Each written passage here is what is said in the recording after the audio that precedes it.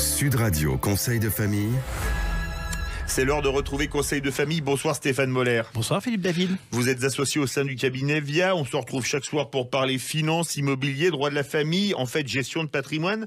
Aujourd'hui, nous allons répondre à David, qui est un très beau prénom, qui nous demande ce qu'est une opération en déficit foncier. Alors le déficit foncier est un dispositif souvent connu des investisseurs, mais malheureusement très souvent mal utilisé.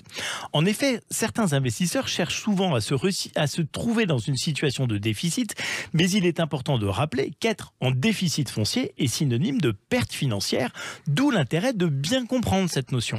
Qu'est-ce qu'une opération en déficit foncier ? Eh bien, le déficit foncier survient lorsque les charges déductibles sont supérieures au loyer encaissé par le propriétaire.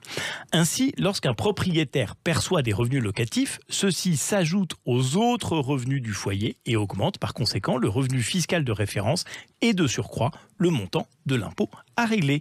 Le déficit foncier vient s'imputer sur les loyers, il diminue ou annule le bénéfice et réduit donc de façon significative la facture fiscale.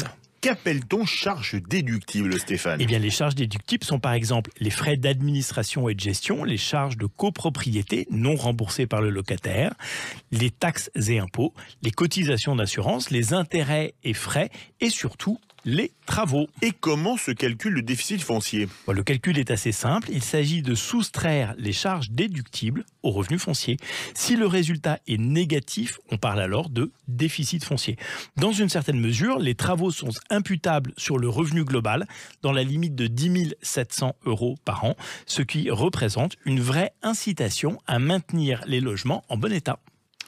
Alors, j'ajouterais que ce dispositif n'est accessible qu'aux biens immobiliers loués vides pour ceux qui ont opté pour un régime de déclaration au réel. Le LMNP est donc exclu du dispositif de déficit foncier, mais quels sont les avantages fiscaux de cette opération ? Eh bien, les avantages sont considérables. L'atout majeur du déficit foncier est bien évidemment la défiscalisation. Le déficit foncier permet, comme on l'a dit précédemment, au propriétaire du bien locatif de réduire son revenu global de référence et donc sa facture fiscale.